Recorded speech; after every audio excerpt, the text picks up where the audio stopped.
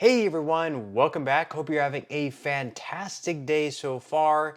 So this month we have a very important day coming up, which is going to be extremely important for all Social Security beneficiaries, whether you're a retiree, whether you receive SSI benefits, or whether you receive SSDI benefits. It's going to be extremely important in regards to the next increase that's going to be announced coming up. But before we go ahead and dive into the main content of today's video, if you would like to receive up to $200 in free stock or $200 in free cash, in a pinned comment below, I will be leaving a link to Robinhood.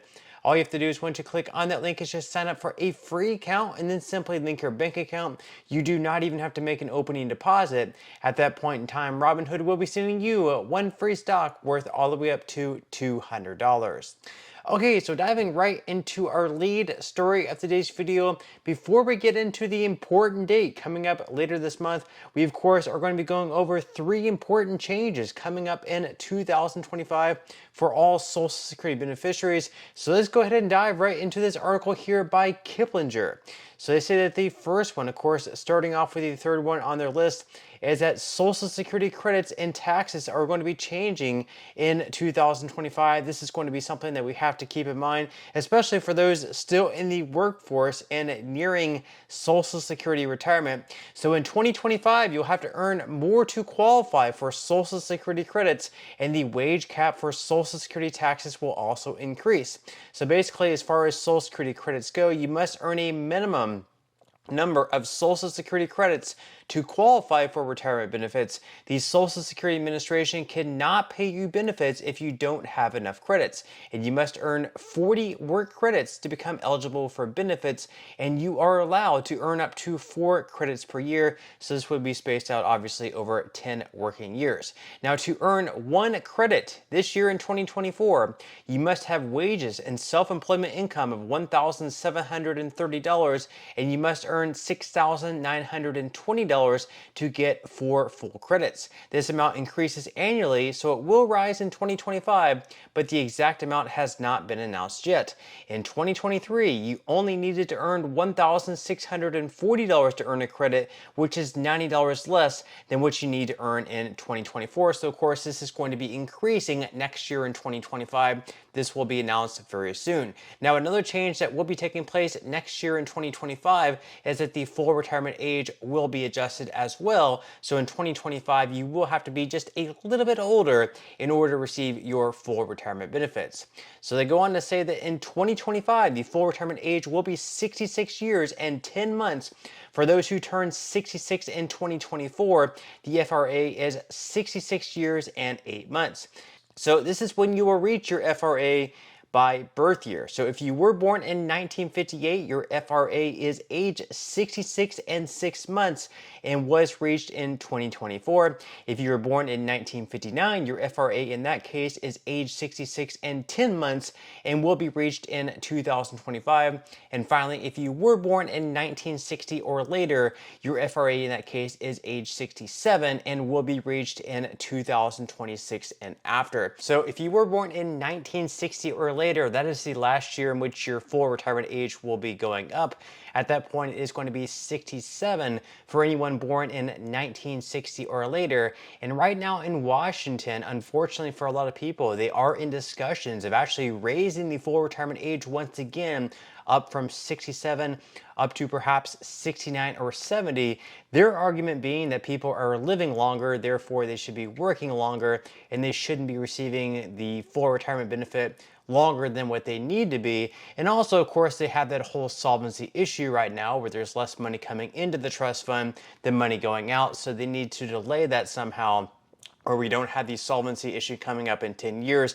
Maybe they can push that back a few more years by delaying people receiving their full retirement benefits for at least maybe 2 to 3 more years. So that is one of the things in discussion right now in DC. Hasn't been passed, but it is possible that once they come to an agreement, whenever Republicans and Democrats reach an agreement, we could see that FRA once again raise up to perhaps 69 or 70. Of course, that will probably be to those who are like maybe age 50 or age 40 and lower. Now, the last change that we will have to keep an eye out for in 2025 is the COLA increase. That is the cost of living adjustment increase. So everyone receiving Social Security benefits, whether you're a retiree, whether you receive SSI, or whether you receive disability benefits, you will be receiving an increase in 2025. This is guaranteed. It does not need to be passed through Congress. This is because it is automatic through the cost of living adjustment. So this is going to be the last change that we need to keep an eye out for. So they say that your Social Security cost of living adjustment is likely to be smaller than in 2024. Inflation eased for the fourth month in a row to 2.9% in July. The easing inflation rate means retirees will get a smaller increase in their Social Security checks next year versus the increase they got in previous years when inflation was higher. The projected COLA for 2025 is 2.57%. The projection is based on the July CPI numbers, which is the first of three sets of numbers the SSA will use to determine the 2025 COLA. We will have to wait until October to find out what the final COLA for 2025 will be. For 2024, the Social Security COLA was 3.2%.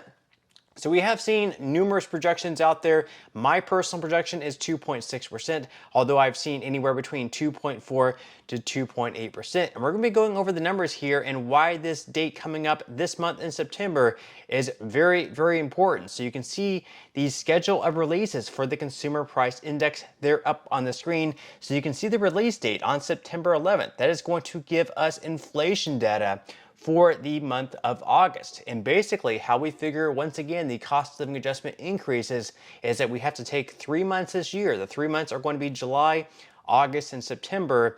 These are the inflation data from July, August, and September. These are released 1 month later, so the July data is released in August, the August data is released in September, and the September data is released in October. So in September, we are going to be getting the August data. Last month in August, we already received the July data.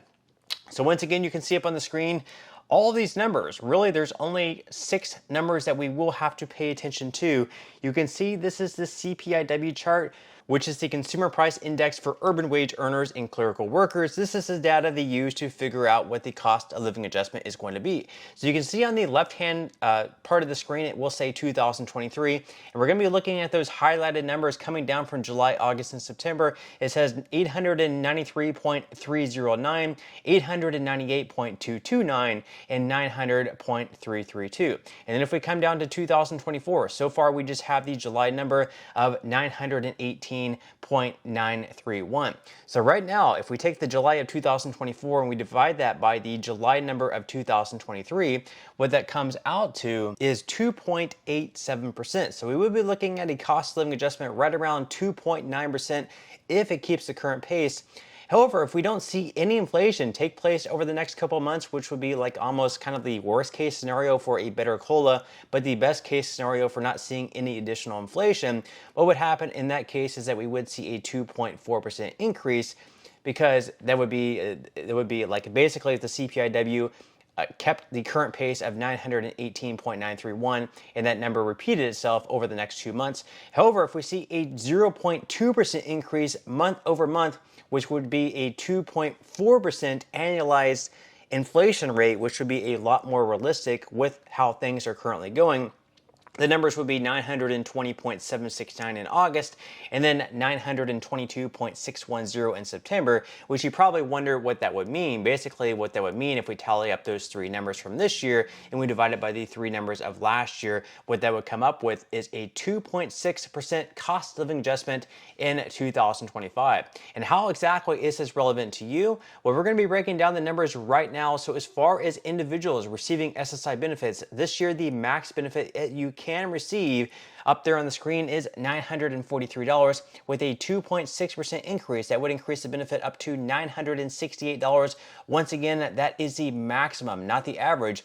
Then as far as couples go, right now the max for couples is $1,415 with a 2.6% increase. That would boost that benefit up to $1,452, which would be a $37 increase. Then as far as retired workers go, this year the average benefit is $1,907 with a 2.6% increase. There would be a $50 per month boost up to $1,957 on average. And then as far as all disabled workers go, this year on average, the average disability benefit is $1,537 with a 2.6% increase. There would be a $40 boost to that, up to $1,577. Now, a very important number that we will also have to keep our eyes out for are the increases in the Medicare Part B premium.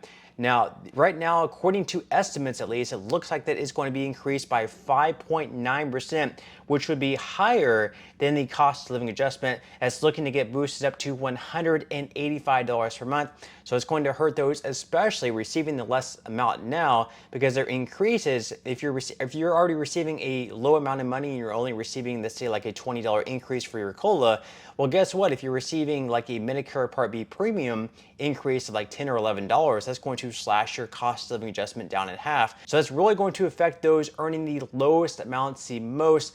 But again, this is not finalized. We will not know the final numbers until October as far as the cost of living adjustment goes. And then we may not know the official Medicare Part B premium number until at some point in November. But that's all we have for today's video. I certainly hope you enjoyed and found value out of it. If you did, again, I would greatly appreciate if you could give this video a like. Consider subscribing to my channel if you have not already.